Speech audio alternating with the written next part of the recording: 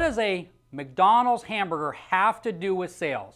You have to stay tuned to find out exactly what this is all about. Before you do that, make sure to subscribe to this channel, hit the notification button so that you can be alerted of things just like that to help you in the sales process. So I'm standing here holding a McDonald's. What on earth does that have to do with selling? I talk about the hamburger sales process, but before I do that, let me tell you about the history of McDonald's. McDonald's was started by two brothers called Dick and Mac McDonald. But guess what? You don't know about their names other than the word McDonald, because Ray Kroc was a multi-mixer salesman that first heard about Dick and Mac McDonald. If you've watched the movie The Founder, you'll know exactly what I'm talking about. He sold them some mixers, and when he went to their store and found out how consistent their hamburgers were and the process they used to keep it cheap and to keep it consistent, he wanted a part of it. And he wanted to franchise McDonald's, but Dick and Mac McDonald had a problem with that. The problem was they did not feel that this hamburger would be consistent from one location to the next. They made sure that their hamburger was consistent and it had people coming back to their location to buy their hamburger. So the same thing has to do with sales. If you're not consistent in your sales process and every sales call is different and they're not the exact same, guess what? You can't be consistent in your selling process. So what I did right now was this, is I went ahead and I went and got two different McDonald's from two different locations, a quarter pounder with cheese. Now what I'm going to do here in a second is I'm going to taste both of these hamburgers right here in front of you and see how consistent both of these are, because guess what? When McDonald's first started, and they literally changed the landscape of the fast food franchise industry, they had to be consistent. The hamburger that you had in Texas had to taste the same as it did in Florida or Vermont, or guess what, even overseas. Because if it was different, they would not have succeeded, because people would have gone, ate that McDonald's, and then gone to a different location, would have been totally different, and the experience would not be the same. So I'm trying to get across to you right now is this, is if your sales process is not consistent, it's not the same, then guess what? You're going to run into problems. So when you're looking at sales, I look at 4 compartments. We've talked about in another video, is that first thing you want to do is you want to go ahead and you want to connect with your prospect. You want to connect right away. In that compartment, you're focused on connecting with that prospect. In the second compartment, what you're doing is you're trying to qualify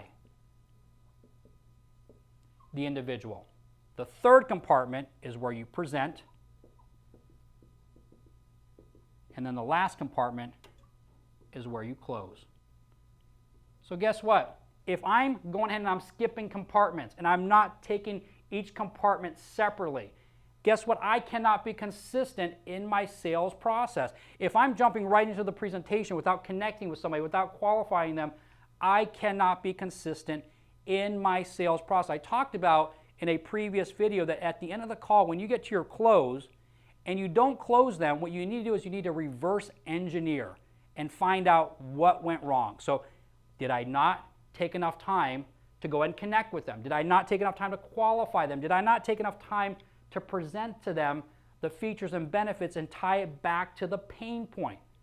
So in sales, it's very, very similar to the McDonald's sales process, because guess what? These two hamburgers in front of you right now, if the buns are in a different place, or guess what? The lettuce is in a different place, or the cheese in a different place, guess what? That's not going to taste the same as the other hamburger from the exact same location or a different location. It doesn't matter.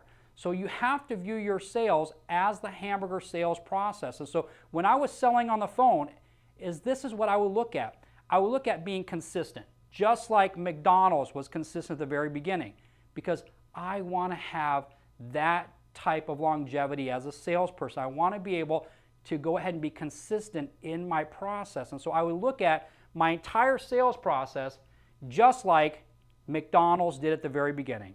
They made sure that they knew exactly how long that hamburger had to be cooked, down to the T.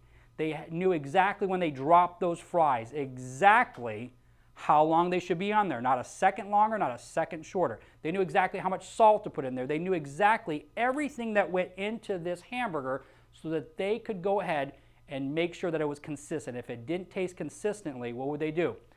They would do just like sales. They would reverse engineer back to find out where the problem was before they went ahead and pushed that product out to the general public. So that's why today, millions and millions of people go to McDonald's because they know the experience that they're going to get is going to be the exact same.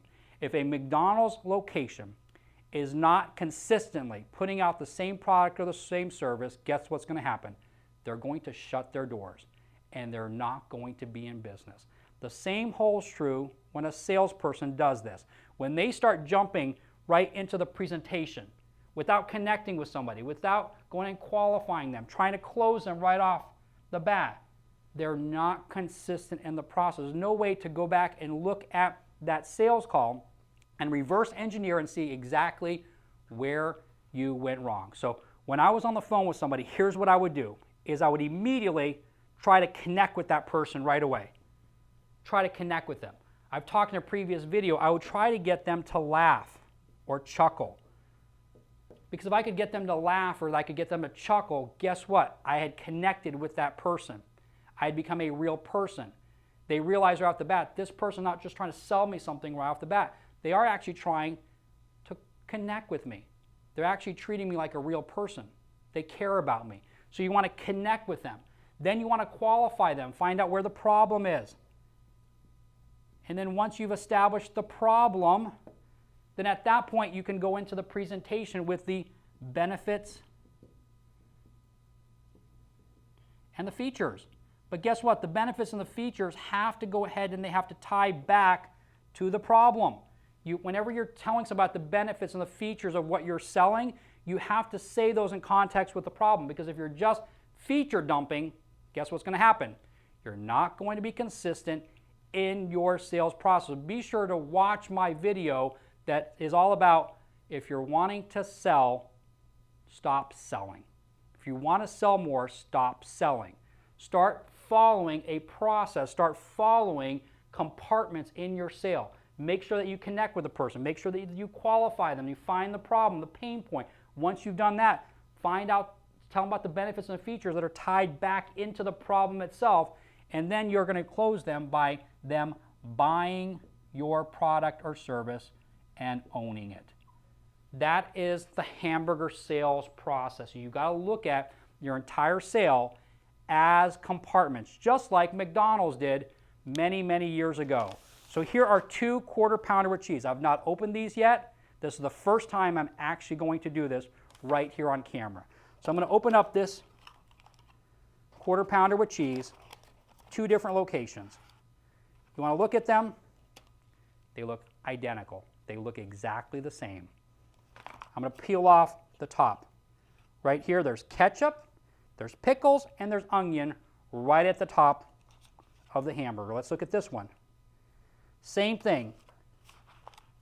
The same amount of ketchup, the same amount of cheese, the same amount of pickles, the same amount of onions, the burger right underneath it. The process is exactly the same. It's a quarter pounder with cheese. So guess what? There's cheese on the bottom of it. There's also mayonnaise, it looks like. Let's look at this one. Same thing. There's cheese. There's a little mayonnaise. So they are identical in how they were constructed. This is not a coincidence, folks. This has been designed that way. So guess what? It pumps out the exact same amount of ketchup. They're taught how to go ahead and build this hamburger in a uniform process. So guess what? It is consistent from one location to the next. So guess what I'm going to do right now? I'm going to try this hamburger.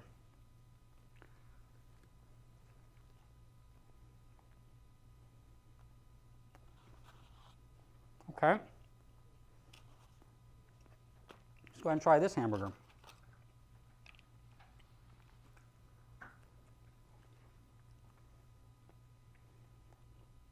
Very identical. Same thing. if you're looking at being consistent in your sales process, always come back to the hamburger sales process. Think of McDonald's and the success that they've had by keeping it very, very consistent. That's how McDonald's is now a household name. Guess what? If you want to be a household name, follow the sales process just like McDonald's did, and guess what? You will be a sales rock star. If you don't do that, then guess what?